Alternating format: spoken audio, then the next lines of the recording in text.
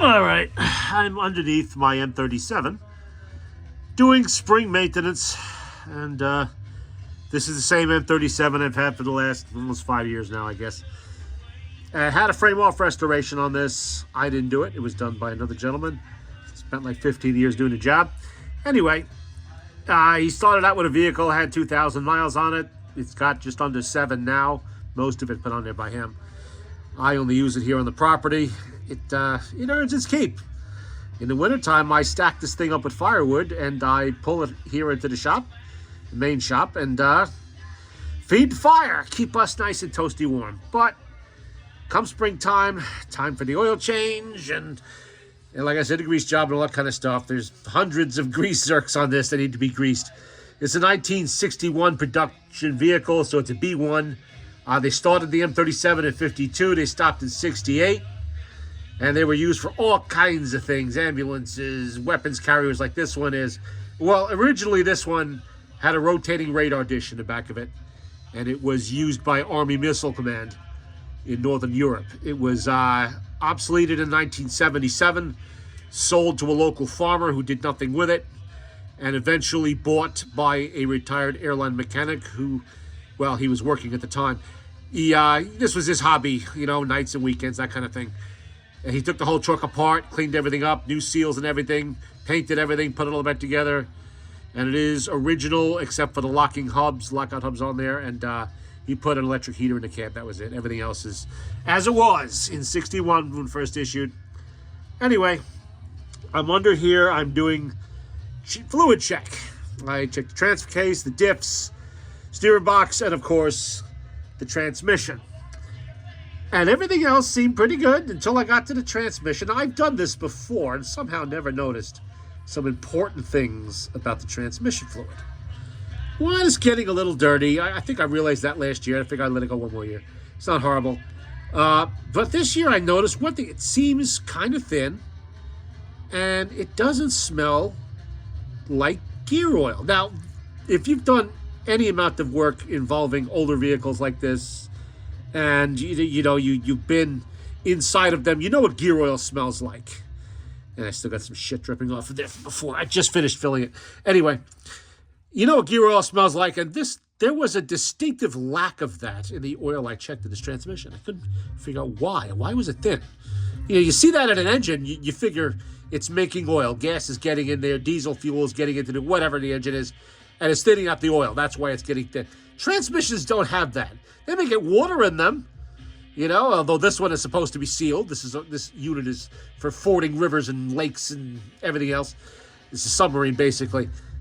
They're not going to make oil. They're not. And nothing is going to get in there to thin that oil out. If it gets water in there, it's going to turn into a milkshake and just look disgusting and rust everything. So something's going on. So I decided to do a little research online. So maybe he never changed the fluid in his transmission. In 61, fluid was a little bit different, or in 77 when it came out of service. I don't know. It's supposed to have straight 90 in it. And that's what I'm used to using. Well, these days, it's a multi-viscosity 75-90, 75-80, or in this case, 80-90 that I put in here now. So I looked, and I found some internet message boards that had some fairly older posts. I'm going to say for like 2011, 2012, right around the time this truck was being done. And it seems to be that a lot of people were putting 50-weight motor oil into their transmissions to help them shift a little bit easier, especially in cold weather. Now, I'd never heard of this before. I'm used to old equipment. Everything we have is, well, the stuff that I was using when I was working was all old.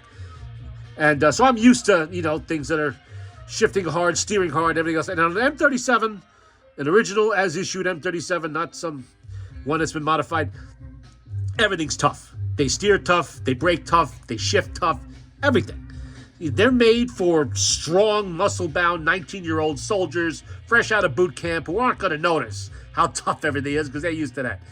When you get older like me, things are not as easy. So you notice. Anyway, the consensus seemed to be that it was a good idea to use 50-weight motor oil in here, in the transmission. Now, I was a little worried about this. One, and this was touched upon in some of the posts I read, that you had to be careful to use GL4 fluid, GL4 rated gear oil or oil, because of the brass components in the synchro mesh. Now, this is a 4-speed new process 420, NP420. It's got first and second gear, no synchro. That you got to double clutch those. Third and fourth have synchro mesh. You don't have to double clutch them. Synchro mesh has brass components. There's brass ring gears in there and stuff that can be damaged by a high sulfur content lubricant. GL4 is low sulfur. GL5, that's what all the modern stuff uses. GL5 is high sulfur content. And I'll show you what that is here. Well, I'll show you what GL4 is. This is GL4. You see it says it right there? API GL4. That's what you got to use as old stuff to protect the brass components.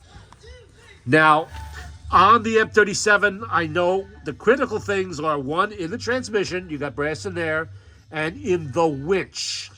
If you have one equipped with a winch, which this one is, you have to be sure to use it there too, because there's a very big brass or bronze, I forget what it is, gear in there that can be damaged by high sulfur content lubricants. You don't want to do that because repair is expensive, replacement even more so. Not to mention what a huge pain in the ass it is, because both the winch and the transmission are extremely heavy and difficult, especially by yourself, to deal with. I mean, look at all that iron under there. Look at how much you got with the PTO and everything. That's a big chunk of iron. That thing's got to weigh 300 pounds, probably more. You don't want to mess with it unnecessarily. So you got to be careful with them. So I decided I wanted to make sure I knew what was in there. Unequivocally knew. That, and I have a tendency to treat everything I read on the internet from an unaccredited source with a grain of salt. These are posts by people I don't personally know.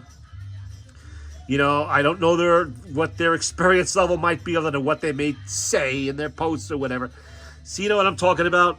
I'm a little bit nervous about taking advice of things that I read in message boards and whatnot. And a lot of them seem to be from just ordinary owners who are taking the advice of somebody else who might be a rebuilder or something like that.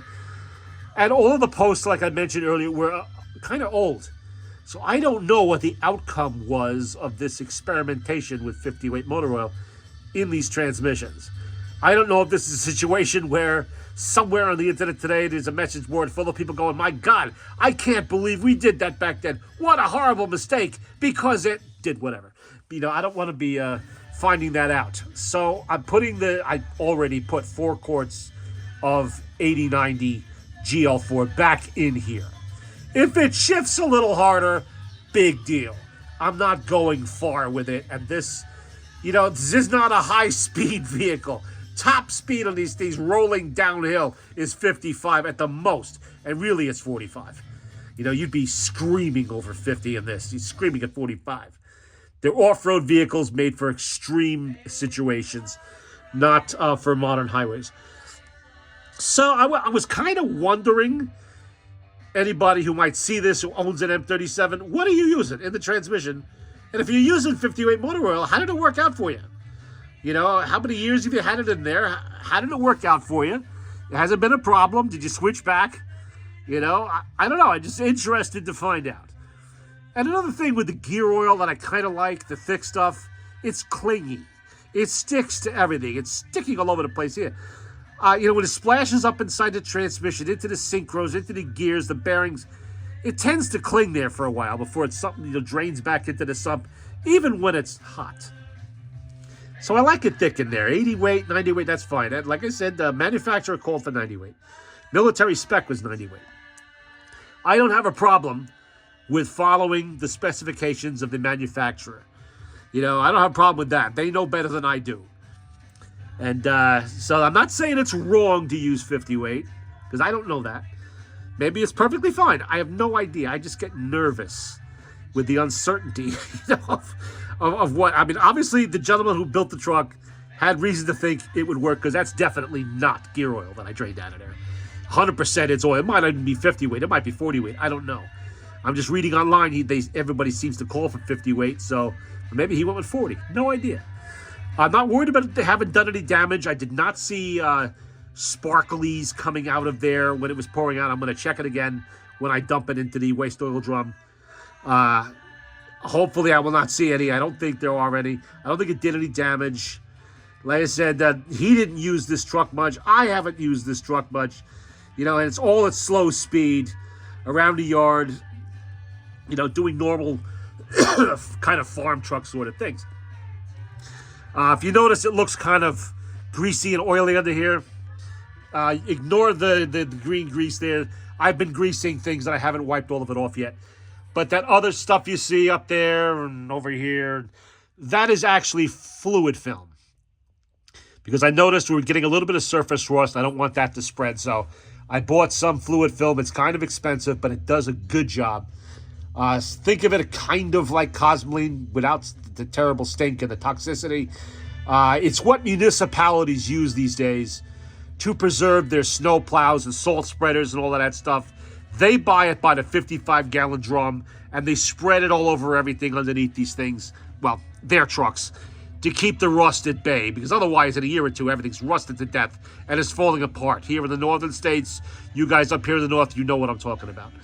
I don't want that happening to this truck. You know, I don't want to have to do another frame off on it because it got rusty under here. So I just got some cans. I sprayed it everywhere. I'm not worried about it, dirt getting caked on under here. That may happen to a limited extent with fluid film, but I'm not running it enough for that. I'm more interested in preservation than I am about what it's going to happen if I go through a dust bowl or something like that. There is no such thing around here, so I'm golden there. You know, it'll do the job nicely. Ugh. But I got all 4 quarts pumped in there of GL4 8090 gear oil. Took me about 2 hours, maybe a little longer. The drain plug is, where is it? It's up there, and I had to use a hand pump. There's part of it over there. Where's the other piece? This. These things take a long time to pump, let me tell you. And it's not so, I'm crippled up enough that it's not so easy for me to get underneath this truck. You know, it's real easy for me to get on the ground. Falling down is easy. Getting back up again, it's going to be a little bit hard when I crawl out from under here. I'm going to feel it probably for quite a while, but it had to be done. And now I can sleep a little easier, knowing at least, while it may shift harder, I know what's in the transmission is supposed to be there. I have a normal canister pumper, you know, with like a 3 or 4 gallon metal can with a regular hand pump on it that would fill that transmission in 2 minutes. But that has GL5 in it. And I wasn't going to empty it all out and clean it all out to put GL4 in there just for this. So I figured I'll do it the hard way. And it took a little over. It's supposed to only hold 4 quarts. It actually took a slight bit into the 5th quart to get it full. And that's all right. You know, I guess 4 quarts would have been fine in there too. But I like to see it trickling out. That's how you check the fluid levels of these things. No dipsticks. You take off the plug that's up there. You stick your finger in there past the threads. If you pull your finger out and you've got gear oil over you at the level of threads, that's fine. You're golden. That's where it's supposed to be. Put the pipe plug back in there, and down the road you go. And so if it's trickling out a little bit, that means it's where it's supposed to be. It's done. Bolt it back up, and you're good. And that's what I've just finished doing. What was I about to touch on and I forgot? Yeah, I got the stuff in there. How do you get the pipe plugs off? That's easy. Well, it will be if I can reach it. Not this. This is a ratchet. I used this once I had already broken it free. Where is my breaker bar? This is an SK breaker bar. It's a vintage, almost as old as the truck. No, it is as old as the truck. Notice how all the edges on that are squared off. It fits in there perfectly. There's a 1/2-inch dry breaker bar. It must be squared off. Like, don't use something that's rounded off like this ratchet is. I mean, that's how they make the ratchets, so that they attach to the sockets a little easy. See how the corners on there? I'm gonna get my hand on it so you can see it. Oop, sorry, I'm turning the camera. You see this area right here? It's rounded off. Yeah, don't put that in there like that, because you will strip that plug out. You will strip out the corners here, and then you're going to have a really good time getting it out of here. But with the breaker bar, It's nice and square. Why that is, I don't know. But it's perfect for getting out those plugs. That's what you want to use. So I broke it with this, and I took it out the rest of the way with this when it was already loose. And that's how you want to do it. There is a special socket that goes in there. No need to get it if you already have something that's as good as this. Coincidentally, I do actually have that socket. And I don't remember what I did with it. Buried somewhere. Did I cover everything on this? Yes. That was my big question, really. If anybody out there is driving an M37, how you made out with that 50 weight? And, what were if there were any long-term effects, what were they? Have you noticed that it's making noises now? Bearing failed somewhere, or anything like that? Let me know. I'd be interested in hearing about it. And I guess I'm pretty much done under here now. I've checked every fluid level. I've greased all the zerks. Now all I got to do is just clean off the little bit of grease up there. That kind of stuff. Just little cleanup. House cleaning. That's all. The NP200, that I don't believe has any brass in it. I could be wrong, but it does have gear oil. Definitely. The smell is 100%, and the fluid level was good. I don't have to add any. The diffs are fine. I'm going to leave that for now. I probably will drain this out next year because the fluid is clean. I'll drain it out next year and change it in that. I could probably get away with GL5 in this if there's no brass. I'm going to do a little homework first. And if it needs GL4, I'll get more. I don't care. That's fine. This doesn't hold as much as the transmission anyway. I think it's only maybe 1.5 quarts, 2 quarts, something like that.